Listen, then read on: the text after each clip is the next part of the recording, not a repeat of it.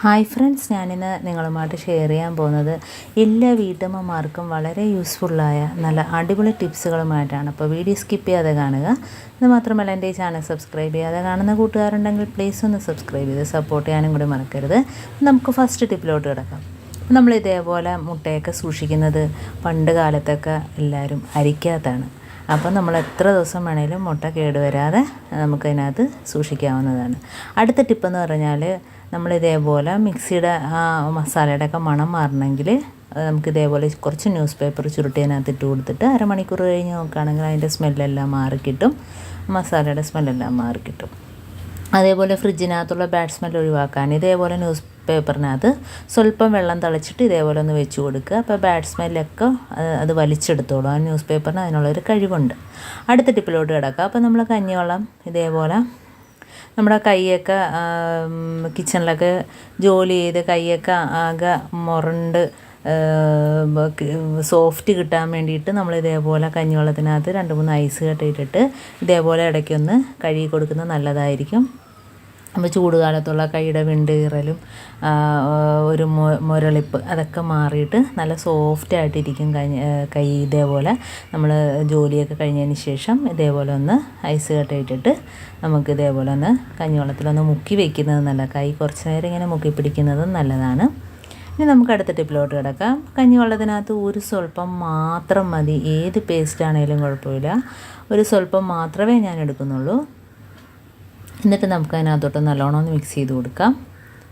അപ്പോൾ ഇത്രയും വെച്ചിട്ട് തന്നെ നമുക്ക് കിച്ചൺ മുതൽ ബാത്റൂം വരെ നമ്മളെ ക്ലോസറ്റൊക്കെ ക്ലീൻ ആക്കാനും ഒക്കെ സൂപ്പറാണ് ഈ കഞ്ഞിവെള്ളം. നല്ല ഒരു കഴിവാണ് കഞ്ഞിവെള്ളത്തിന്. ഇതേപോലെ തന്നെ ഞാൻ ടാപ്പിനകത്ത് കൊണ്ടോ ഒരു സ്വല്പം ഒന്ന് കോട്ടൺ തുണിയിൽ തൊട്ടിട്ട് ഒന്ന് തേക്കുമ്പം തന്നെ നമുക്ക് അതിൻ്റെ തിളക്കം മനസ്സിലാകാൻ പറ്റും. കണ്ടോ, ഞാൻ തേക്കാത്ത ടാപ്പിൻ്റെയും തേച്ചതിൻ്റെയും നമ്മൾ വ്യത്യാസം നമുക്ക് ഇപ്പോൾ കാണുമ്പോൾ തന്നെ മനസ്സിലാകും. അപ്പം ഞാൻ തേക്കാത്ത ടാപ്പിൽ കാണിച്ചു തരാം. കണ്ടോ, അപ്പോൾ അതിൻ്റെ അതേപോലെ അല്ലാണ്ട് ഇതിൽ തൊട്ടപ്പോൾ തന്നെ നല്ലൊരു തിളക്കമാണ്. അപ്പോൾ നല്ലൊരു ക്ലീനിങ് ഏജൻറ്റ് തന്നെയാണ്. അപ്പം ഇതേപോലെ ചെയ്യാത്തവർക്കൊന്ന് ചെയ്ത് നോക്കുക. അതേപോലെ നമ്മുടെ ഗ്യാസ് അടുപ്പിൻ്റെ മുകൾ ഭാഗത്തെല്ലാം ഒന്ന് ഇതേപോലെ ഒന്ന് ആക്കി കൊടുക്കുകയാണെങ്കിൽ ആ സ്റ്റീലിൻ്റെ ഭാഗം മാത്രം തന്നെ നല്ല രീതിയിൽ വെട്ടിത്തിളങ്ങുന്നതായിട്ട് കാണാൻ പറ്റും. കണ്ടോ, അപ്പോൾ ഇതേപോലെ നമ്മുടെ ഗ്യാസ് അടുപ്പിൻ്റെ മുകളിലൊക്കെ ഒന്ന് തേച്ച് കൊടുത്താൽ നല്ലൊരു ഗ്ലേസിങ് ആണ്.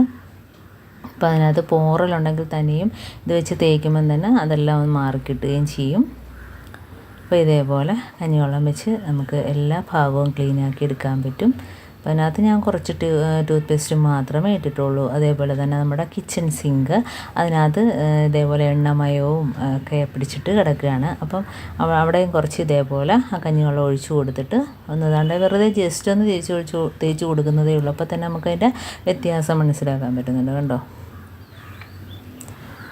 അപ്പം അതേപോലെ കിച്ചൺ സിങ്ക് നല്ല രീതിയിൽ തന്നെ വെളുത്ത് കിട്ടിയിട്ടുണ്ട്. അതേപോലെ നമ്മുടെ വാഷ് ബേസിൻ, അവിടെ ഞാൻ കുറച്ച് ഒഴിച്ച് കാണിച്ചു തരാം. അപ്പോൾ വാഷ് ബേസിൻ ഇതേപോലെ കണ്ടോ അഴുക്കൊക്കെ കയറിയിട്ട് കിടക്കുകയാണ്. അപ്പോൾ ഇതേപോലെ ഒന്ന് കുറച്ച് കഞ്ഞിവെള്ളം ഒഴിച്ച് കൊടുത്തതിന് ശേഷം ജസ്റ്റ് ഒന്നിങ്ങനെ ഒന്ന് തേച്ച് കൊടുത്താൽ മാത്രം മതി. ഒരുപാടിട്ട് ഉരച്ച് നമ്മൾ അഴുക്കളയേണ്ട കാര്യമൊന്നുമില്ല. എത്ര കറ പിടിച്ചതാണേലും നമ്മളിത് ഒഴിക്കുമ്പം തന്നെ ആ കറയെല്ലാം ഇളകി കിട്ടും. അതാണ് അതിൻ്റെ പ്രത്യേകത. അപ്പോൾ ആ ടാപ്പിനകത്താണേലും നല്ലൊരു തിളക്കമാണ് നമ്മളിത് ഒഴിച്ച് തേക്കുമ്പം തന്നെ.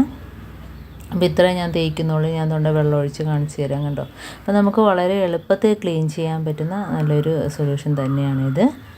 മറ്റേ ഡിഷ് വാഷും സോപ്പും കാര്യങ്ങളും ബ്രഷും ഒന്നും വേണ്ട. ഇത് വെച്ചൊന്ന് ജസ്റ്റ് ഒന്ന് തേച്ച് കൊടുത്താൽ മാത്രം മതി.